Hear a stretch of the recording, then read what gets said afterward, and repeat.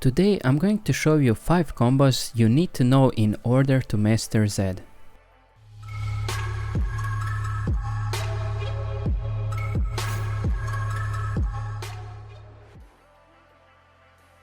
The last time I made a Z combo video was more than 2 years ago. I thought that this would be the last time I made a combo guide video on Z because I explained pretty much everything, but I decided to make a newer, updated version because the last video is pretty old and I think I can explain it even better today. I'm going to show you 5 Z combos that I think are the most important to know if you really want to master the champion to its full potential. The reason why I picked those 5 combos is because I think you can use them almost every single game, and those combos really differentiate a Master Z player from a good Z player. First I'm going to explain how to do the combo in practice mode and then show you an example in a real game. So without further ado, let's get started. Flash combos are really important for Z, and a Master Z player needs to use them every single game. There are multiple flash combos that you can do with Z, so let's start with the simpler ones first. The first flash combo is really easy. It's mostly used when you need to finish off a low HP enemy and your W is on cooldown. Before flashing, press Q, then flash, then auto attack and E to cancel your auto attack. If needed, you can even ignite them too. In this clip I'm fighting against Nami and Victor and use basically all of my abilities to kill them.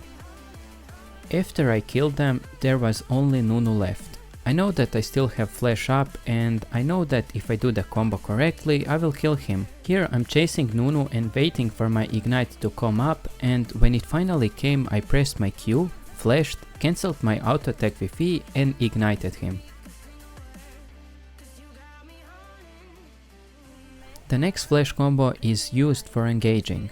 When you are 100% certain that you can kill your enemy, you can just flash on them, ult them, and basically from this point your enemy cannot escape. The reason for that is that you used your flash and ult to engage and not your W.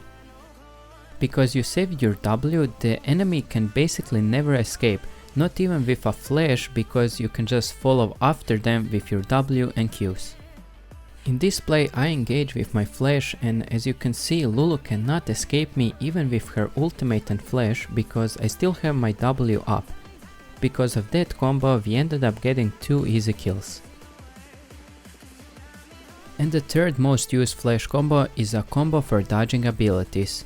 You see, when you ult an enemy with some kind of CC, they always use it to stun you when you lane behind them after your ultimate.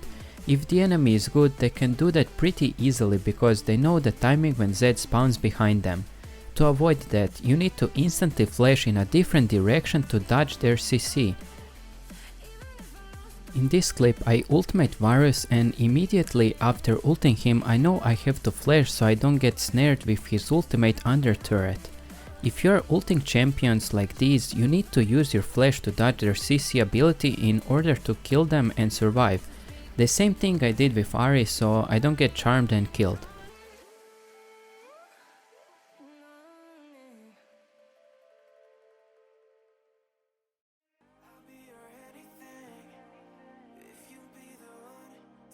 The Forgotten W is a combo that can give you a free kill in a lot of games if you know how to use it properly. Let's say that this is your opponent. In laning phase, you poke your enemies a lot with your W, so in the beginning of this combo throw a standard WEQ poke combo.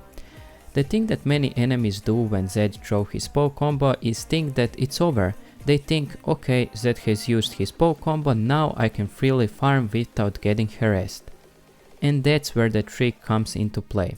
Every time when you poke your enemy, think about if you can also swap in their face and harass them or even kill them. You see, if your opponent starts playing too confident, sometimes you can get a free kill by just swapping out attacking them using your E and ignite. Here I'm just casually trying to poke Yasuo with a standard WEQ combo. He manages to block one of my Qs, and after all that he goes on me because I already used my abilities. But the thing that he forgets is that I can still swap to my W, and that's the point of the Forgotten W combo, to surprise your enemies. That led me to killing him at the end because there is no way he can knock me up anymore and his wind wall is down. In this clip, I'm against many enemies. The first thing that I do is poke Eli, who just teleported. After some time, Lilia completely forgot or didn't even see that I placed my W here, and that gave me an opportunity to pick up an easy double kill.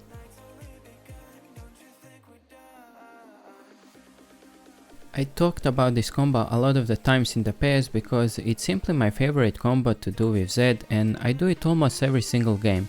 The beauty of this combo is that your opponents almost never expect it and you confuse them a lot with this combo. So the normal double jump is pretty easy and looks like this. First place your W shadow, then ult, and then swap back to your W.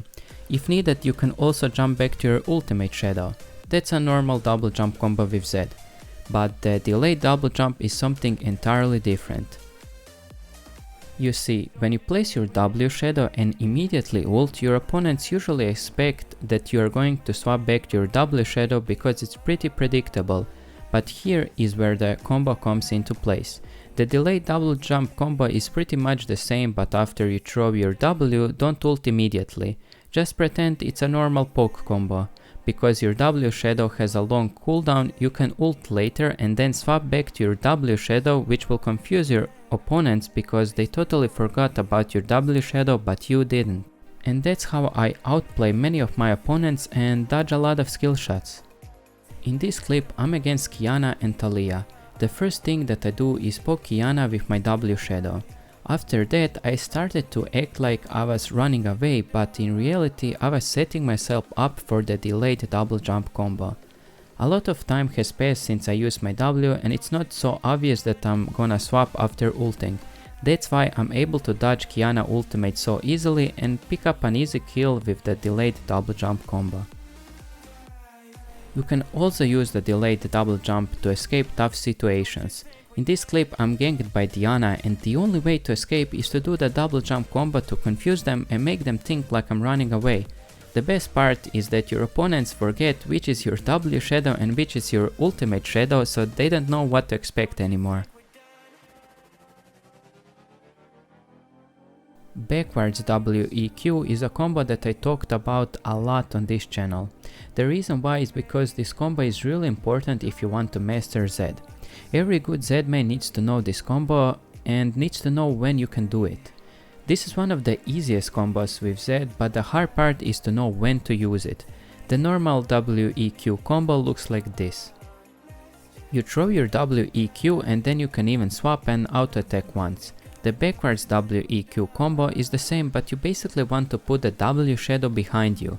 It's pretty simple, but now I'm going to show you how this combo looks like in real games and when to use it. I basically use this combo almost every time I can because it's such a nice combo. In this example I'm against Yasuo and I'm pushing the wave. If I use my W now to poke him, I can never kill him because turret will aggro me and I will just die if I try to kill him. The next thing that I do is patiently wait for him to dash or come to me to do the backwards WEQ combo. He completely fell for the bait and died because of it. That combo is really good to do when you are destroying turrets because your opponents will naturally try to stop you, and that's where you can basically easily poke them and avoid any turret shots which a lot of enemies don't expect. Because of this backwards WEQ combo, Yasuo lost a lot of HP and it was really easy to kill him after that.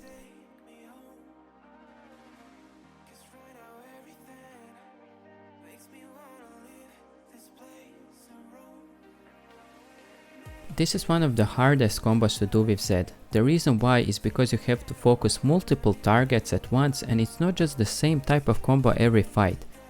The combo depends on the situation and only master Zed players can pull off combos like this one because it requires quick thinking and being fast and precise.